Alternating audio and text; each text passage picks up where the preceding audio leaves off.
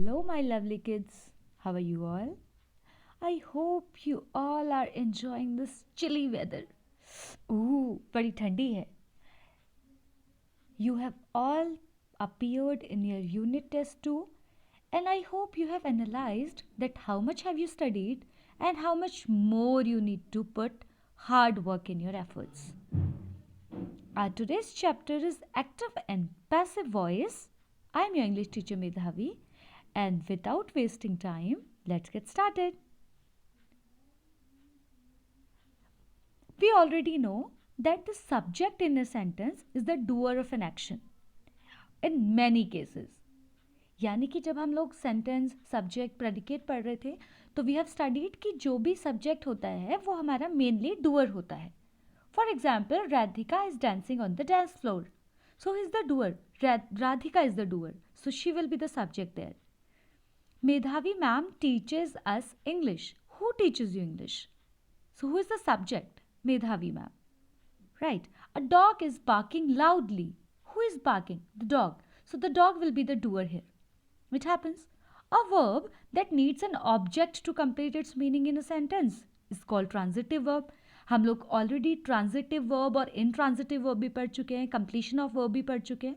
तो जिस वर्ब के सेंटेंस में मीनिंग पूरी करने के लिए वर्ब को एक ऑब्जेक्ट की ज़रूरत होती है, that is transitive verb. These are the things that we already know. Up the things that we do not know, we are going to know in this video by this chapter that is called active and passive voice. When the subject of a sentence does an action that is an active voice. जो example आपको मैंने previous slide में भी बताए, like Radhika is dancing on the dance floor, Medhavi ma'am teaches us English, the dog is barking, my mother is baking a cake, the gardener is planting the saplings. बहुत सारे ऐसे sentences जिनमें हमारा जो डूअर है वो सब्जेक्ट है. ओके और जो सब्जेक्ट है वही डूअर है, यानी कि जो हमारा मेन सब्जेक्ट है वो कुछ एक्शन कर रहा है, that is an active voice, right. But when the subject is not the doer of an action, but something is to done it, क्योंकि हम इसमें क्या करते हैं, हम ऑब्जेक्ट को सब्जेक्ट बना लेते हैं. The sentence is in passive voice. Now, for example, some fruits were chopped by me. Now, लेकिन मेनली सब्जेक्ट मैं थी इसमें, I chopped some fruits, right? लेकिन हमने यहाँ पर जो हमारा ऑब्जेक्ट है फ्रूट्स, उसको मेन सब्जेक्ट बना लिया. Some fruits are chopped by me. सबसे पहले आ गया हमारा some fruits, जिसको हम एज अ सब्जेक्ट कंसिडर कर रहे हैं, लेकिन यहाँ पर जो हमारे फ्रूट्स हैं, जो सब्जेक्ट है वो कुछ नहीं कर रहा है, but something is being done to it, I am chopping it.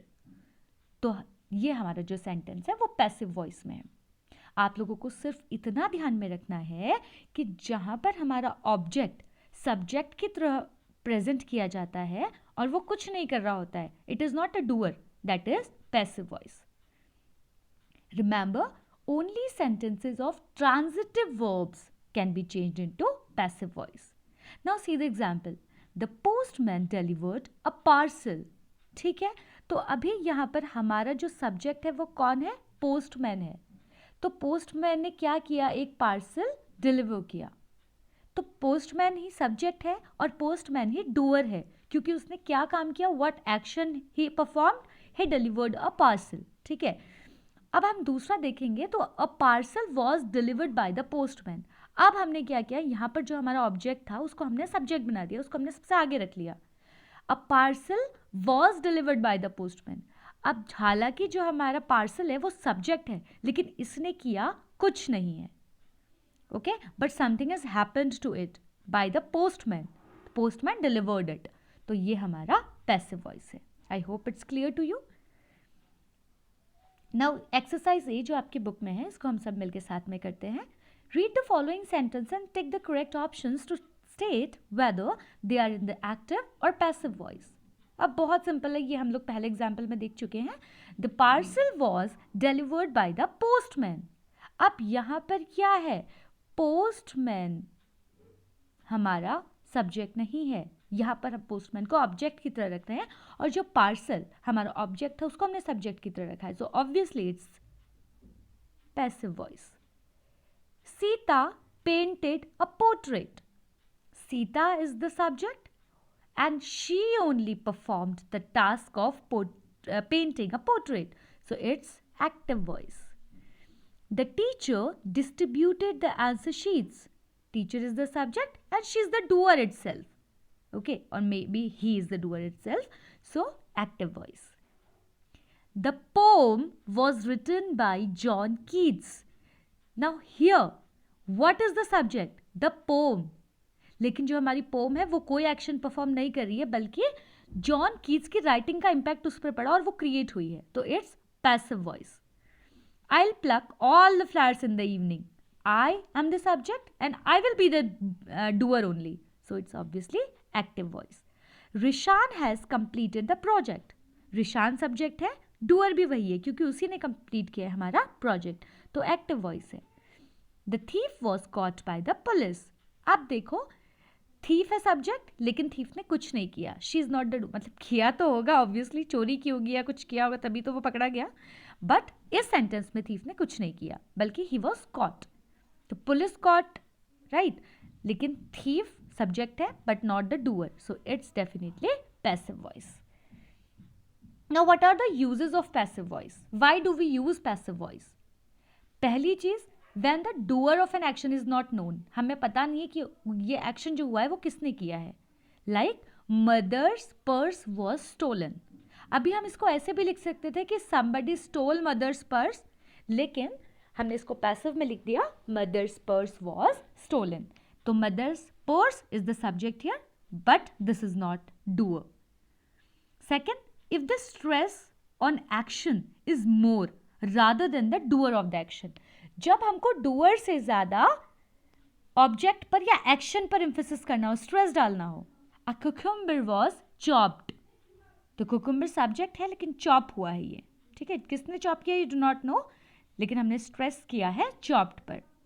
Third, if the emphasis is on the thing और the person who receives the action, यानी कि जिसको हम, जो कि ऑब्जेक्ट है लेकिन हम उसको सब्जेक्ट की तरह रख रहे हैं. The letter was delivered. Letter deliver हो गया, right? The following points have to be remembered while converting an active voice to passive voice.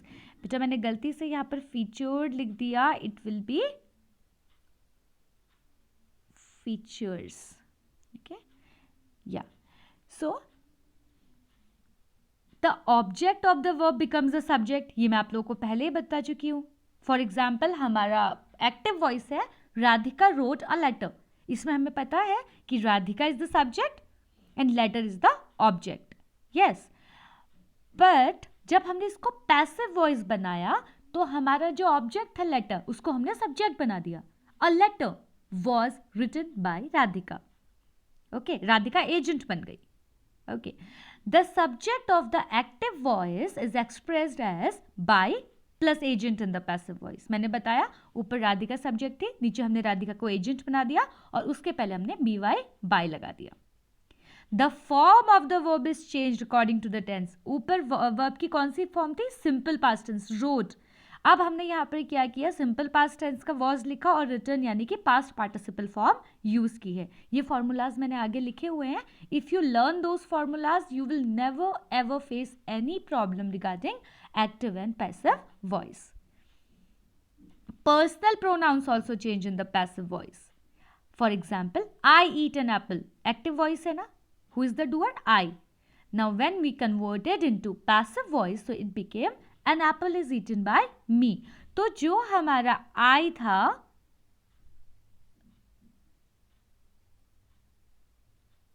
जो हमारा I था वो कन्वर्ट हो गया me में, right? टेबल्स टू रिमेंबर, आपको ये टेबल याद कर लेनी है. Active voice right, simple present tense है, इज रिटन. एम राइटिंग और is writing is being written. Wrote simple past tense है, was written. Was writing, was being written. तो ऐसे आपको राइट की जगह बाकी वर्ब यूज करके भी आप इसे यूज कर सकते हो. How does the pronoun change? I becomes me, we becomes us. Like we completed this project. This project is completed by us. He, him, she, her, they, them.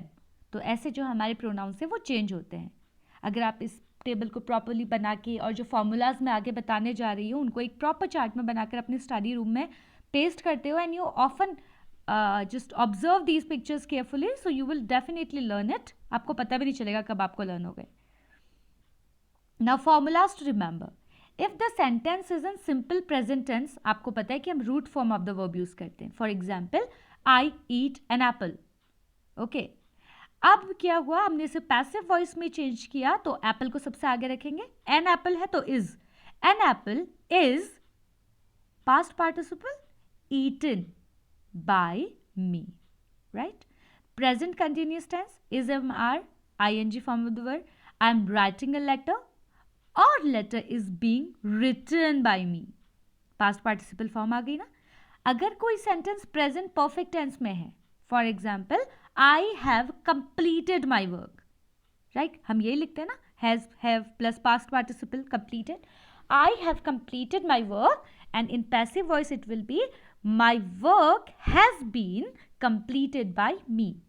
Again, I am telling you children, if you learn these formulas, if you write these formulas on an A4 sheet, you paste it somewhere, you look continuously near your study table, near your mirror, near your this cupboard or shelf, and you watch it continuously, definitely you will learn these formulas and you will not feel it difficult to convert an active voice sentence into a passive voice one, right?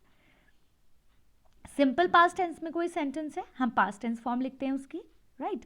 Like Riddhima danced.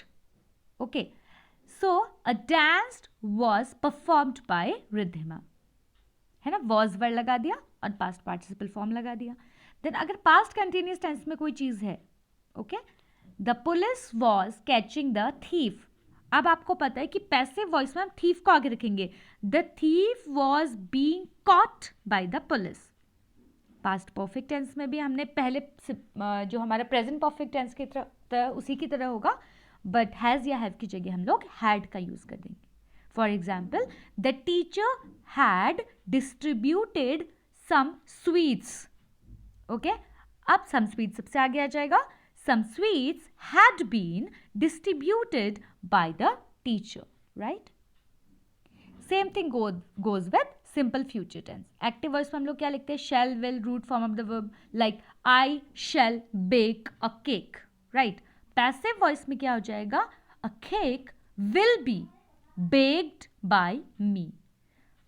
Future perfect tense में हम लोग क्या use करते हैं, shall will have then past participle.